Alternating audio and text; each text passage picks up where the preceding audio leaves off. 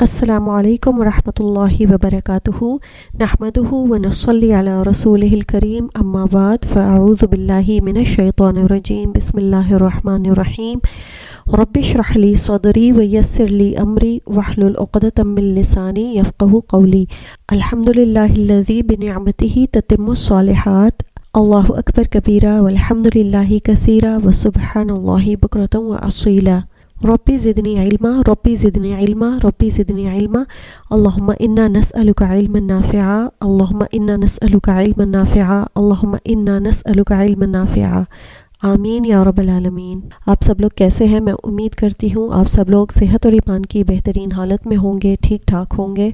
सूरह बकरा की आयत नंबर 31 यानी आयत नंबर 31 से शुरू करते हैं। अऊज़ु बिल्लाहि मिनश शैतानिर रजीम बिस्मिल्लाहिर रहमानिर रहीम وعلم آدم الأسماء كلها ثم عرضهم على الملائكة فقال أنبئوني بأسماء هؤلاء إن كنتم صادقين۔ उसने आदम अलैहिस्सलाम को सब के सब नाम सिखा दिए, फिर उन्हें फरिश्तों के सामने पेश किया और कहा अगर तुम सच्चे हो तो मुझे इन चीज़ों के नाम बताओ। इससे पिछली आयत का तर्जुमा है, और याद करो जब आपके रब ने फरिश्तों से कहा बेशक मैं ज़मीन में एक खलीफा बनाने वाला हूँ, तो फरिश्तों ने कहा क्या तू ज़मीन में उसको बनाएगा जो उसमें फ़साद करेगा और खून बहाएगा, और हम तेरी तारीफ़ के साथ तेरी तस्बीह करते हैं और तेरी पाकीज़गी बयान करते हैं। अल्लाह ताला ने कहा बेशक मैं वो जानता हूँ जो तुम नहीं जानते। इस आयत में आदम अलैहिस्सलाम की फ़रिश्तों पर फ़जीलत का ज़िक्र किया गया है। अल्लाह ताला ने आदम अलैहिस्सलाम को इस खसूसियत से नवाजा था जो फ़रिश्तों के अंदर नहीं थी, और ये खसूसियत ये थी कि अल्लाह ताला ने तमाम चीज़ों के नाम हज़रत आदम अलैहिस्सलाम को सिखा दिए जो फ़रिश्तों को मालूम नहीं थे। इसका मकसद था कि फ़रिश्तों पर खलीफा पैदा करने की जो मसलहत है और जो हिकमत है वो ज़ाहिर हो जाए, और उन्हें ये पता चल जाए कि ये फ़जीलत आदम अलैहिस्सलाम को इल्म की बुनियाद पर हासिल होती है, यानी सिर्फ़ और सिर्फ इल्म की बिना पर आदम अलैहिस्सलाम को फ़रिश्तों पर फ़जीलत हासिल है। उलमा का मानना है कि एक तो ये उन सब चीज़ों के नाम थे जो उस वक्त ज़ाहिर में मौजूद थीं, जो सब उनको नज़र आ रही थीं, जिनको हज़रत आदम अलैहिस्सलाम और उनकी आल से वास्ता पेश आने वाला था। बाज़ उलमा कहते हैं कि सारी ज़बानें सिखा दी गई थीं, और उन ज़बानों में जो जो चीज़ें थीं उन सब के नाम और आने वाली नई चीज़ें जिस तरह आजकल लैपटॉप्स हैं, मोबाइल्स वगैरह हैं, इन सब के नाम भी उनको सिखा दिए गए थे, और दुनिया से मुतल्लिक हर चीज़ का इल्म उन्हें दे दिया गया था। इब्न अब्बास रज़ियल्लाहु ताला अन्हा कहते हैं कि इससे मुराद यही नाम हैं जो लोगों में आम जाने जाते हैं,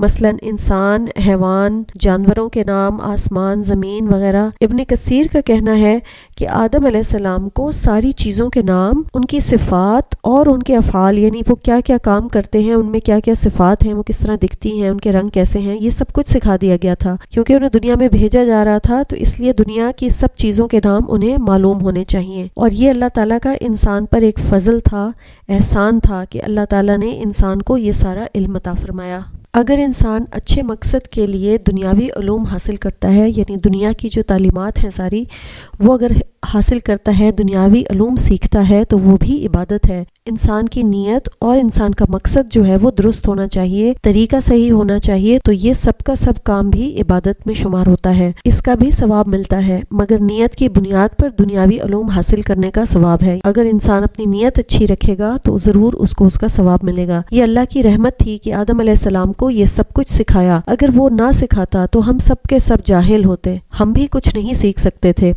अल्लाह ताला ने इंसान को इल्म और हिकमत दी है, और इसी में इंसानों के दर्जात हैं। कुछ इंसान हैं जो बहुत ज़्यादा जानते हैं, कुछ हैं जो कम जानते हैं। ये हर इंसान पे डिपेंड करता है कि उसको इल्म सीखने से कितनी दिलचस्पी है और वो कितना जानना और सीखना चाहता है। इल्म ऐसी चीज़ है जिसकी कोई इंतहा नहीं है, इसलिए हर वक्त अल्लाह ताला से दुआ करनी चाहिए, रब्बी ज़िदनी इल्मा पढ़ना चाहिए, और इल्म के साथ ही दर्जात की बुलंदी है। इसलिए इल्म सीखने में कभी पीछे नहीं रहना चाहिए, कभी शर्माना नहीं चाहिए। ज़िंदगी में उम्र के किसी हिस्से में भी अगर इल्म सीखने का कोई भी मौका मिले तो उसे ज़रूर हासिल करना चाहिए और इल्म सीखते रहना चाहिए। फिर अल्लाह ताला ने फरिश्तों का इम्तिहान लेने के लिए फरिश्तों के सामने उन सारी चीज़ों को पेश किया और कहा कि इनके नाम बताओ।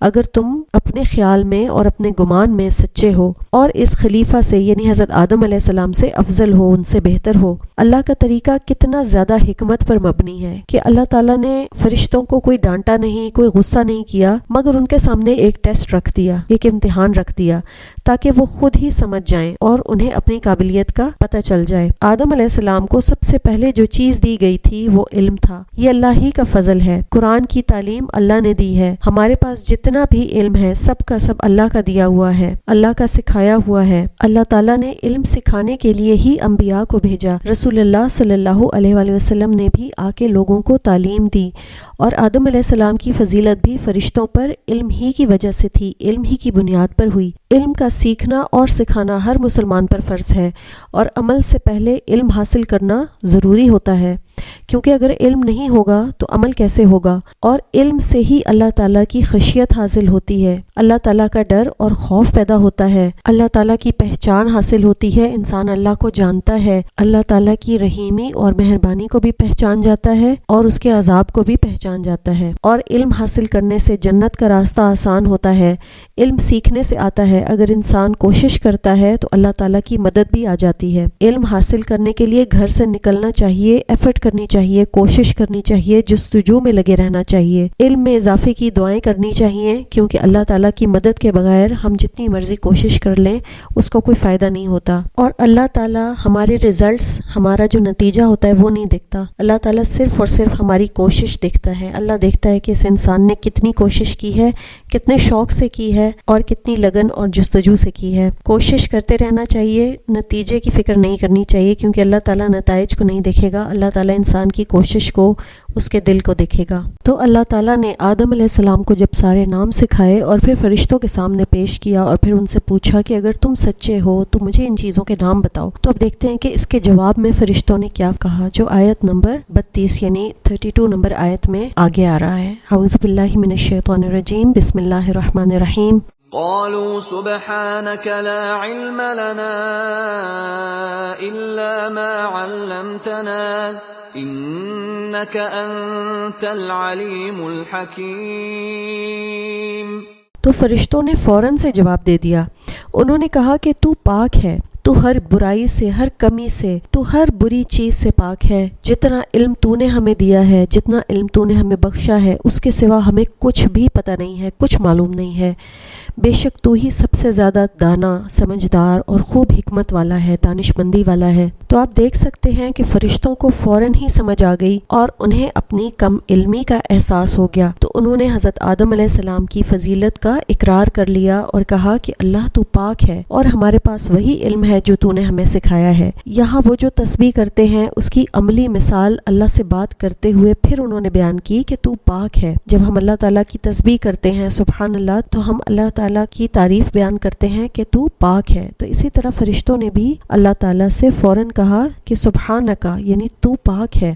فرشتوں کا علم جو ہے وہ کم ہے، مگر پھر بھی وہ اللہ تعالیٰ کے مقرب ہیں، اللہ کے قریب ہیں، کیونکہ وہ اللہ تعالیٰ کی اطاعت کرتے ہیں اور ان کے اندر عاجزی ہے، اس کی وجہ سے اللہ تعالیٰ کے وہ مقرب ہیں۔ فرشتے ہر سانس کے ساتھ اللہ تعالیٰ کی تسبیح کرتے ہیں اور دم بھی نہیں لیتے، یعنی ایک سیکنڈ کا وقفہ بھی نہیں لیتے۔ اس آیت میں اللہ تعالیٰ کے دو نام العلیم اور الحکیم استعمال ہوئے ہیں، یعنی وہی علیم اور حکیم ہے، ہر چیز کا جاننے والا ہے اور اپنے ہر فیصلے میں جو بھی وہ کرتا ہے، ہر حکم میں اس کی سمجھ وہی رکھتا ہے، اس کا علم اسی کے پاس ہے اور اس کی حکمت بھی وہی جانتا ہے، اور وہ جسے چاہے علم عطا فرمائے اور جسے چاہے اس سے محروم رکھے، یہ اس کا فیصلہ ہے جو اس کی حکمت اور عدل پر مبنی ہے۔ العلیم اس ہستی کو کہا جاتا ہے جس نے اپنے علم کے ذریعے سے ہر چیز کا احاطہ کیا ہوا ہے اور ہر چیز کو گھیرا ہوا ہے اور ہر چیز کا کامل علم اس کے پاس ہے، یعنی مکمل علم ہر چیز کا جس کے پاس ہو اسے العلیم کہا جاتا ہے، اور وہ اللہ کے علاوہ کوئی اور ذات نہیں ہو سکتی، صرف اور صرف اللہ ہی کی ذات ہے جس کے پاس مکمل ہر چیز کا علم موجود ہے۔ اللہ تعالیٰ کو ماضی، حال اور مستقبل کے ذرے برابر کی ہر چیز کا علم ہے، کوئی چیز ایسی نہیں ہے جو اللہ تعالیٰ سے چھپی ہوئی ہو، اور الحکیم اس ہستی کو کہتے ہیں جو کامل حکمت والی ہو، جو مکمل حکمت رکھتی ہو اور کوئی مخلوق اس کی حکمت سے باہر نہ ہو۔ اللہ کا ہر فیصلہ، ہر کام، ہر تقدیر، شریعت کا ہر حکم حکمت پر مبنی ہوتا ہے، اس آیت سے ہمیں سیکھنے کو ملتا ہے کہ فرشتوں کو صرف انہی چیزوں کا علم ہے جو اللہ تعالیٰ نے انہیں سکھائی ہیں۔ ہر فرشتہ صرف اپنی فیلڈ کا ہی علم رکھتا ہے، یعنی اس کے پاس جو کام ہوتا ہے اسی کے حوالے سے وہ علم رکھتا ہے، اور فرشتے غیب کا علم نہیں جانتے، اور ان کے اندر عاجزی بھی ہے۔ اور ان کی یہ خاص بات بھی تھی کہ انہیں جس چیز کا علم نہیں تھا اس پر انہوں نے اپنی لا علمی کا اعتراف کیا۔ تو اس میں ہمارے لیے سبق ہے کہ لوگوں کو اپنے علم کی بنا پر ہی مشورہ دینا چاہیے، اور ایسی کسی بات کے پیچھے نہیں پڑنا چاہیے جس کا ہمیں کوئی علم نہیں، کیونکہ ہماری آنکھ، ناک، کان، زبان، ہر چیز سے اللہ تعالیٰ باز پرس کرے گا، ہر چیز سے پوچھ ہوگی۔ اس کے بعد آیت نمبر 33، آیت نمبر 33 ہے، اعوذ باللہ من الشیطان الرجیم، بسم اللہ الرحمن الرحیم۔ قال يا آدم أنبئهم بأسمائهم فلما أنبأهم بأسمائهم قال ألم أقل لكم إني أعلم غيب السماوات والأرض وأعلم ما تبدون وما كنتم تكتمون۔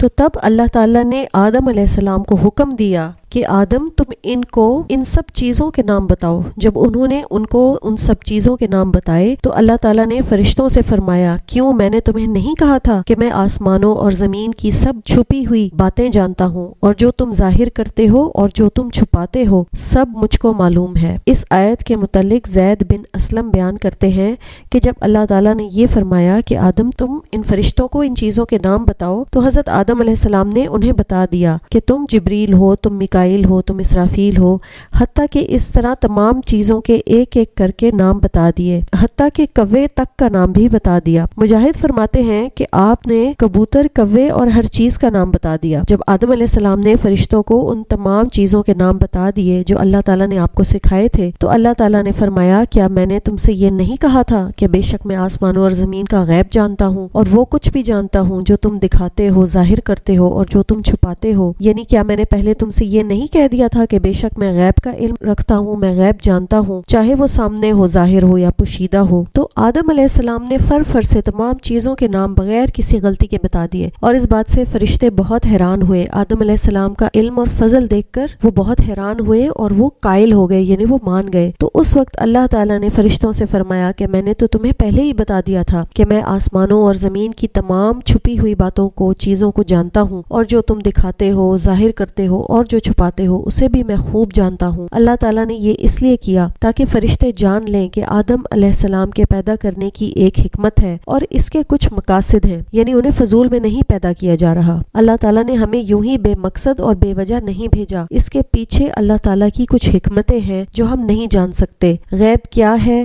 ہر وہ چیز جو آنکھوں سے اوجھل ہے، جو ہمیں نظر نہیں آتی اور جو ہمارے حس اور احساس سے غائب ہے، جس کو نہ ہم دیکھ سکتے ہیں، جس کو ہم نہ سوچ سکتے ہیں، جتنا مرضی ہم سوچ لیں ہم اس کا اندازہ نہیں لگا سکتے۔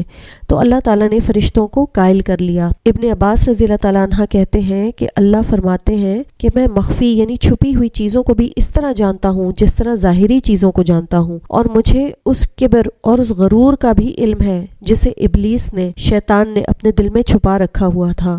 تو اس آیت میں ہمارے لیے یہی سبق ہے کہ جیسے حضرت آدم علیہ السلام کو جو حکم ملا انہوں نے فوراً سے اس کی اطاعت کی، فوراً انہوں نے اللہ تعالیٰ کی بات مان لی۔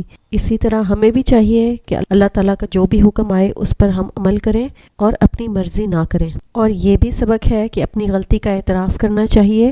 سبحانک اللہم و بحمدک، اشہد ان لا الہ الا انت، استغفرک و اتوب الیک۔ السلام علیکم ورحمۃ اللہ وبرکاتہ۔